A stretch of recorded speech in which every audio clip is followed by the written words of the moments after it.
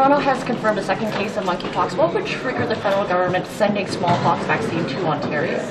We are doing this proactively. We're pre-positioning vaccines across Canada, and we're doing this with Ontario as we have done with Quebec. Right, but have any shipments to Ontario actually been sent? We will check that, but we have been in touch with the Ontario government for the last week and have let them know that we would like to pre-position vaccines in Ontario as we have done in Quebec to make sure that Ontarians get the same access to vaccines as we do in Quebec. And with Quebec confirming more cases of monkeypox, do you know whether the 1,000 vaccines will be sufficient for them, or if they will need another shipment? We have sufficient vaccine supply to accommodate and to be ready for now, but we are also making sure that we replenish the vaccine supply that we all currently have. Thank you. I'm thinking today about the persons living with disabilities that have waited a year for a bill about the Canada Disability Benefit, and I'm already hearing that they're disappointed.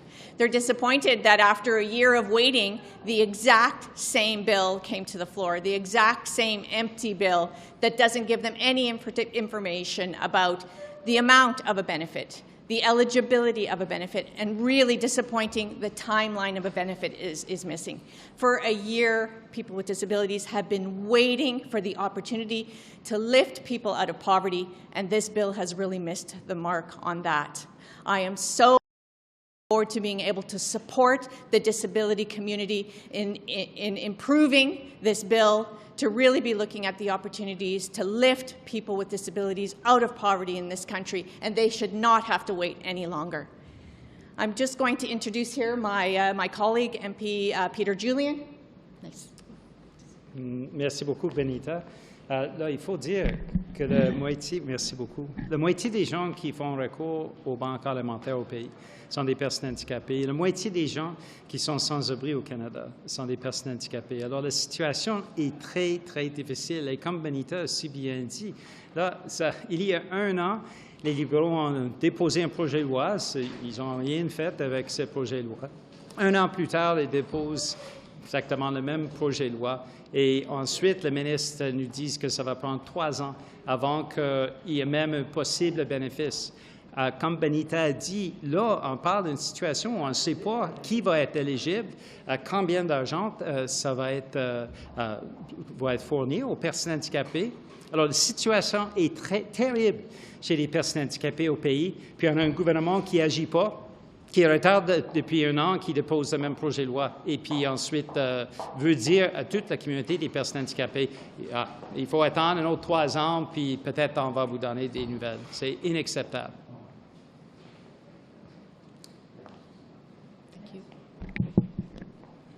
So to my member, thank you very much. And yes, we heard this morning from the minister that it's potentially going to take 3 years for persons with disabilities for the first person to receive the benefit. It's an unacceptable timeline, and it needs to be addressed immediately. Juste une question. Comment l'entente que vous avez avec les libéraux peut vous servir pour faire en sorte que ces prestations-là puissent avoir lieu plus rapidement?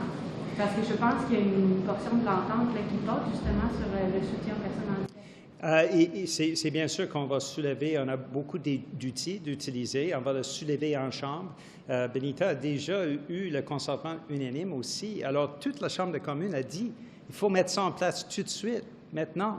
Alors, on a déjà ces outils-là qu'on va utiliser. On va mettre la pression sur le gouvernement. Il faut dire, on parle des millions de Canadiens qui ont été laissés à côté à cause de ces gouvernements. Nous, on ne va pas lâcher. On va continuer d'utiliser tous les outils qu'on peut pour faire avancer ce dossier, parce qu'on ne peut plus laisser des personnes handicapées sans abri dans les parcs, sur les rues principales du pays, ou laisser des gens faire recours aux banques alimentaires, parce qu'ils n'auront pas le choix. Est-ce que votre l'entente entre NPD et le Parti libéral, est-ce qu'elle peut s'appuyer dans ces discussions? Mais comme j'ai mentionné, on a plusieurs outils. Ça, c'en est un. Puis on va utiliser tous les outils. comme on a déjà démontré. Mais le fait que la Chambre des communes s'est statuée il y a 2 semaines là-dessus, Bonita s'est levée, on a eu un consentement unanime pour cette motion, que ce soit adopté et mis en place immédiatement. Alors, il faut dire, c'est pas juste l'NPD qui se préoccupe. L'ensemble du Parlement a déjà dit au gouvernement qu'il faut agir vite. Alors, on va servir des outils qu'on a. Est-ce qu'il y a d'autres questions? Are there any other questions? The legislation that they're tabling today? Yes, they introduced it this morning. It is the same framework legislation as before. So disappointed that after a year of supposed consultation, that it's not more substantial legislation now.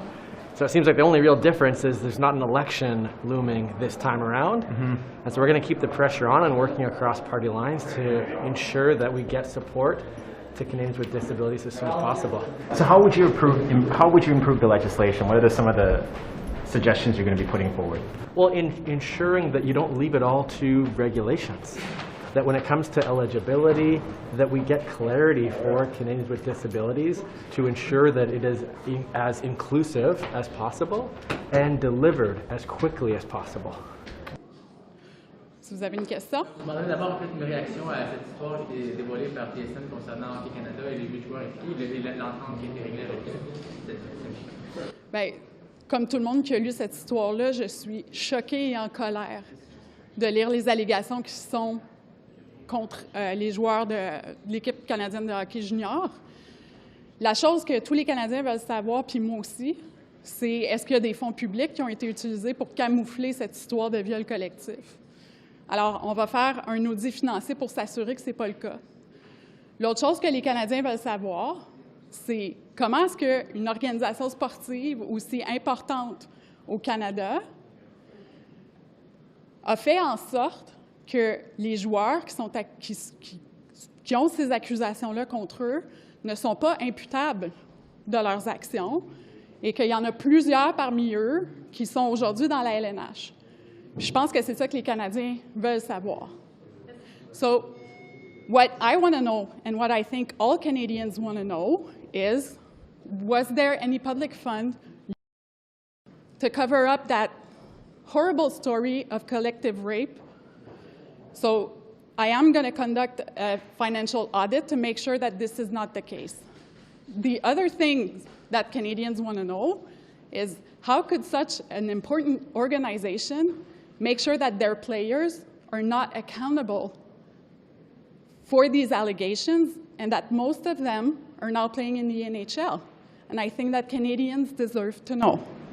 Est-ce qu'on va révéler le nom de ces joueurs-là, particulièrement s'ils jouent actuellement dans la Ligue nationale de hockey?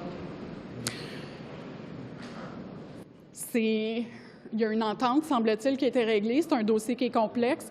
La LNH a dit qu'elle allait faire la lumière sur cette histoire-là. Donc, on va voir la suite des choses, puis on continue de suivre le dossier. Et quand vous dites on va faire un audit financier, est-ce que vous voulez vous assurer qu'il n'y a pas d'argent d'Hockey Canada, d'argent public, qui a servi à régler cette entente-là?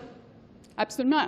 L'audit financier, c'est pour s'assurer que Hockey Canada a respecté son entente de financement avec Sport Canada et s'assurer qu'il n'y a pas de fonds publics qui ont été utilisés pour régler cette entente-là. Merci. Une réaction d'abord à cette histoire-là? Bien, la réaction d'abord, c'est d'être scandalisé, c'est d'avoir une pensée pour cette victime-là. Sincèrement, c'est des choses qui sont inacceptables. Et après ça, moi, je me questionne énormément sur les agissements ou sur les non-agissements qu'a fait Hockey Canada. Et je pense que c'est important aujourd'hui, 4 ans après les faits. Comment ça qu'on apprend ça 4 ans après les faits? Ça, c'est un élément qui me questionne énormément. Et ça prend une enquête. Donc, tantôt, après la période des questions, je vais déposer une motion pour m'assurer que le comité du patrimoine puisse convoquer Équipe Canada pour Hockey Canada, c'est-à-dire pour pouvoir faire la lumière sur ça. Est-ce qu'il y a on a camouflé des accusations, d'allégations de scandales sexuels comprenant des joueurs de Hockey Canada? Moi, je pense qu'on a des réponses à recevoir. Et après ça, c'est de faire la lumière. Oui, il y a la question financière, mais c'est beaucoup plus large que ça. Il y a aussi des accusations criminelles là-dedans, puis qu'on ne cherche pas à camoufler des gens parce que ce sont peut-être des vedettes aujourd'hui. Oui, justement, croyez-vous qu'il y a une espèce pas de double standard, mais un peu de privilège de ces joueurs-là qui ont été backés peut-être par leur organisation? On ne sait pas d'où les fonds viennent. On on va vouloir savoir si Hockey Canada, ça peut venir d'ailleurs aussi, mais croyez-vous qu'il y a une espèce de... À ce stade-ci, je n'ai pas la réponse. Hockey Canada se défend en disant bon, ben on a pouvoir envoyer pour une enquête policière, mais c'est la seule chose qu'on sait. Donc, il faut être capable d'avoir la lumière là-dessus. Il faut être capable de savoir les faits. Il faut refaire, et sans nécessairement inclure la victime là-dedans, parce que c'est visiblement pas le processus qu'elle a choisi. Si elle a voulu une entente hors cours, c'est son droit. Et ça, il faut le respecter. Mais il y a quand même une réaction qui a été faite par une organisation qui s'appelle Hockey Canada. Et cette réaction-là a été de camoufler visiblement les faits. Et ça, moi, ça me questionne énormément. Donc, il faut les savoir, ces faits-là. Il faut savoir pourquoi l'organisation a choisi cette voie-là, puis s'assurer que le sport demeure quelque chose qui peut se pratiquer de façon sécuritaire. En allant à une soirée, la victime n'a certainement pas cherché ce qui lui est arrivé. Croyez-vous que s'il y a des joueurs là-dedans qui sont dans la LNH, ce qui est probable, compte tenu de la qualité d'alignement qu'il y avait dans cette édition-là de 2018, est-ce que vous voyez qu'ils devraient avoir le droit de jouer dans la Ligue nationale de hockey? Ils auront à répondre de leurs actes, ça, certainement. Est-ce qu'il faut absolument révéler leur identité? Est-ce que la LNH a une responsabilité? Bien, est-ce que la Ligue nationale a une responsabilité comme telle? C'est peut-être pas la Ligue nationale, mais les joueurs, certainement, c'est un geste individuel. Indépendamment dans quel contexte ça s'est fait, c'est les individus qui ont posé un geste, qui ont décidé, puis c'est aux individus de répondre. Ça, je sais pas, la responsabilité de la Ligue est peut-être pas la même, mais effectivement, s'il y a des gestes criminels qui ont été faits, ça risque d'avoir un impact sur leur capacité de jouer aux États-Unis. Là. On parle d'un gel collectif. Quand Hockey Canada dit qu'on est troublé et on a référé à la police, est-ce que vous ne trouvez pas que c'est faible comme réaction de la part de l'organisme comme celui-là? Sincèrement, oui. Vous attendez à quoi de leur part? Bien, qui viennent répondre à des questions, qui expliquent leur démarche. Ne serait-ce qu'effectivement, je trouve que le commentaire est faible de la part de Hockey Canada, mais ils doivent être capables de justifier les raisons pourquoi ils ont fait. Effectivement, c'est une organisation qui est sérieuse. Combien il y a de jeunes hockeyeurs qui gravitent dans la structure de Hockey Canada? Et après ça, il y a toute la question de l'éducation sexuelle qui est donnée. Est-ce qu'on devrait permettre à ces fédérations-là de mieux outiller les joueurs de hockey, particulièrement à un certain niveau, pour pouvoir s'assurer que dans un contexte où, oui, ils vivent une certaine popularité, ils soient conscients des gestes qu'ils peuvent poser? Ça, c'est peut-être une des pistes qui sera explorée par la suite. C'est peut-être une des pistes qui aurait dû mettre de l'avant Hockey Canada. Sauf que là, on est dans un contexte dans lequel il y a quelqu'un qui a vécu un drame épouvantable, scandaleux, et ça concerne possiblement, mais on n'a pas toute cette information-là. Et ça, pour moi, ça pose aussi problème. Pensez-vous avoir le soutien des autres partis sur votre motion? Ça, les démarches sont en cours pour pouvoir s'assurer, mais je ne vois pas comment on pourrait s'opposer à une telle motion. Merci. Yesterday after Global News ran the story on Chinese planes repeatedly buzzing Canadian surveillance flights on UN surveillance missions. Just what was your reaction to first hearing that news? Well, China's buzzing of a Canadian Forces plane over international waters is reckless and unprofessional. I think it's a hallmark of other militaries that we've seen, such as Russia's military in Ukraine, which has equally been reckless and unprofessional in the way it has acted. And so I think that's the big difference between democratic militaries and the militaries of authoritarian states like China and Russia. Those militaries are clearly poorly trained and unprofessional and reckless. And the militaries of democratic states have a much higher degree of training and professionalism. And I think the buzzing of the Canadian Forces plane over international waters is an example of that. And in your mind, how serious is this to Canada's national security picture, and does this represent an escalation from China? Well, I think it marks it's evidence that China's military is unprofessional and poorly trained and does not follow the rules that concern the conduct of military planes and jets over international waters. I think it's a hallmark of authoritarian states. Their militaries are not as well trained and do not follow the same rules that everyone else must follow over international waters, rules concerning the conduct of war, rules concerning the treatment of civilians. And I think this example over international waters under a UN mission is a good example of that. Do you think any of this could be retaliation for Canada's actions around the world, the 5G ban or the incarceration of Meng Wanzhou? It's hard to tell. At the end of the day, these are opaque governments that are not transparent, that are not democratic, that don't abide by the rules-based international system. And so we shouldn't, in my view, we shouldn't try to interpret these actions.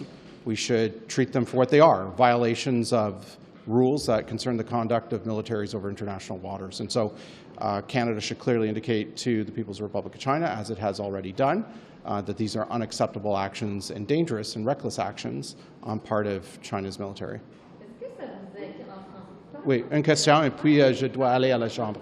OK. Est-ce que ça vous inquiète justement ces avions chinois qui entrent donc dans les eaux canadiennes et le repérage qu'on en fait actuellement? Qu'est-ce qu'on va faire? Je pense que c'est un manque de respect pour les règles internationales au part de la Chine. Je pense que c'est un manque de professionnalisme aussi au part de la militaire chinoise. Et je pense que c'est une grande différence entre les militaires démocratiques et les militaires des États autocrates comme la Chine. Je pense qu'ils ont un manque de professionnalisme, un manque d'enseignants, et c'est clair. Et c'est clair aussi en Ukraine avec les militaires de la Russie. Ils ont fait beaucoup de choses qui sont contre les règles de notre système international, contre les règles internationaux. Et je pense que c'est une marque des États qui sont gérés par des autocrates. Thank you very much. Yes. I know you mentioned Canada's diplomatic reprimand to China. We haven't seen those work so far. So in your outline, what more should the government be doing on this? Well, the government should acknowledge the very real threat that authoritarian states like China and Russia present to democracies like Canada, and needs to take further measures to strengthen the defense and security of this country. And that begins by upholding our NATO alliance commitment to spend 2% of our gross domestic product on our military, something the government said it would do heading into the budget, something the government's budget fails to uphold. Thank you.